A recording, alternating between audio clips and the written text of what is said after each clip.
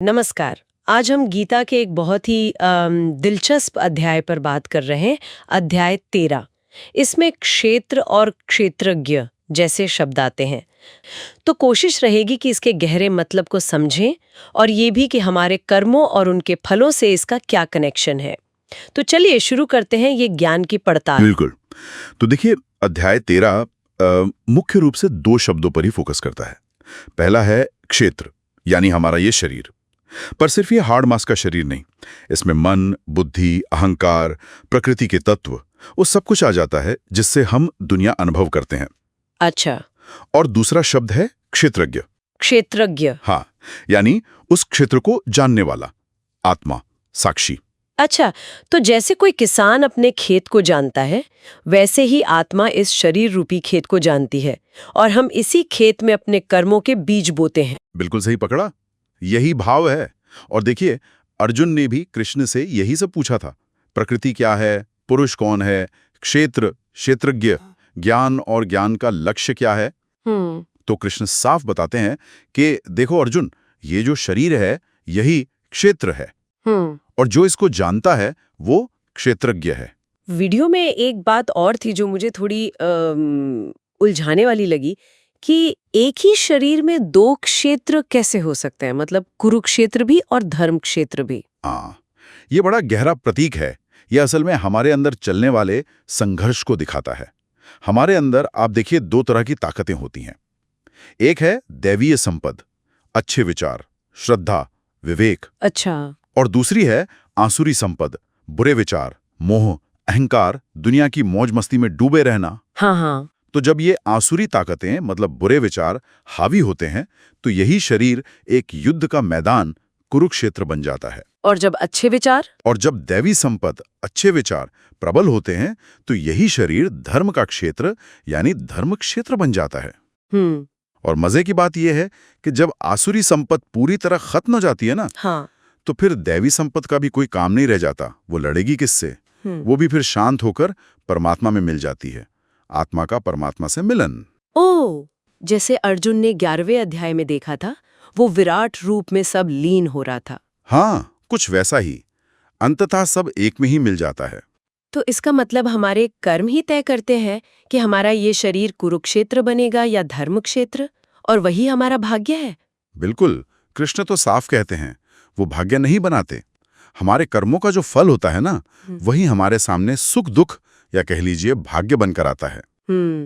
तो आज जो हो रहा है वो कल के कर्मों का नतीजा है। एकदम। और इस समझ तक पहुंचने के लिए, मतलब क्षेत्र और क्षेत्रज्ञ का भेद जानने के लिए कुछ गुण चाहिए होते होंगे। वीडियो में ज्ञान के गुणों की बात थी। हाँ, बिल्कुल।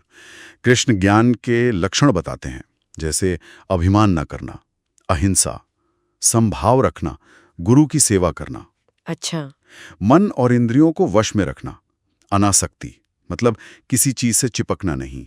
अनासक्ति, ये तो बहुत जरूरी लगता है। हाँ, यही तो हमें क्षेत्र यानी शरीर और संसार से बांधे रखती है। और ईश्वर में पूरा समर्पण, ये सब ज्ञान के अंग हैं। और वो परम ब्रह्म जिसे जानना ज्ञान का लक्ष्य है, उसके बारे में क्या बताया गया है, कैसा है वो? देखिए, उसे पूरी तरह शब्दों में बताना तो संभव नहीं, पर कृष्ण कुछ इशारे देते हैं। कहते हैं कि वो सब जगह है, हर कण में। वो इंद्रियों के विषयों को जानता है पर खुद इंद्रियों से परे है। वो निर्गुण है, उसमें कोई दुनियावी गुण नहीं, पर सारे गुणों का आधार भी वही है। वो सब जीवों के अंदर भी है, बाहर भी, बहुत दूर भी लगता है पर एकदम पास भी है। वाह। वही ब्रह्मा बन के सृष्टि करता है, विष्णु बन के पालता है और शंकर बन के संहार भी करता है। ये तो अद्भुत है। और प्रकृति और पुरुष का क्या रोल है इसमें? हाँ, वो भी इसी से जुड़ा है। प्रकृति और पुरुष मतलब जीवात्मा दोनों अनादि हैं, हमेशा से हैं। ये जो सारी सृष्टि है, इसके गुण हैं सत, रज, तम, और ये इंद्रियां, ये सब प्रकृति से ही पैदा होते हैं।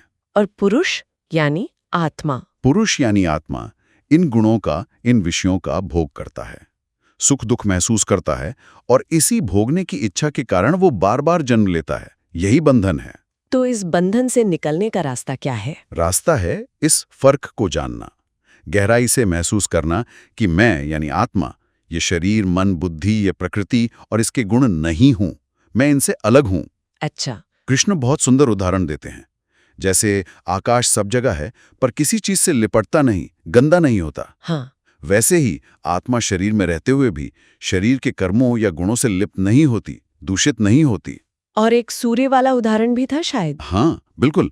जैसे एक ही सूरज पूरे ब्रह्मांड को रोशन करता है, वैसे ही एक आत्मा, वो क्षेत्रज्ञ, पूरे शरीर यानी क्षेत्र को चेतना देता है। तो मतलब ज्ञान की आंखों से, विवेक से जब हम ये शरीर और आत्मा का भेद साफ साफ देख लेते हैं हाँ, और समझ जाते हैं कि हम प्रकृति के खेल से कैसे ऊपर उठ सकते हैं, हाँ, तभी वो परम लक्ष्य, वो मुक्ति मिलती है। बिल्कुल सही। यही सार है। तो संक्षेप में कहें तो अध्याय 13 हमें बताता है कि ये शरीर एक क्षेत्र जैसा है, आत्मा उसे जानने वाली क्षेत्रज्ञ है, और हमारे कर्म वो बीज हैं जो सुख दुख के फल देते हैं जब तक हम अपने असली स्वरूप क्षेत्रज्ञ को नहीं पहचान लेते। बिल्कुल। और इस पूरी चर्चा से एक सवाल या एक विचार मन में आता है कि हम अपनी रोजमर्रा की जिंदगी में, ऑफिस में, घर में, हर पल ये कैसे याद रखें कि ये जो चल रहा है, शरीर की जरूरतें, मन के विचार, भावनाएं, बाहर की दुनिया, ये सब क्षेत्र है और मैं जो इसे देख रहा हूं वो शांत साक्षी क्षेत्रज्ञ हूं। हाँ, ये बड़ा प्रैक्टिकल सवाल है। और इस जागरूकता के साथ हम अपने काम, अपने चुनाव कैसे करें, ये सोचने वाली बात है।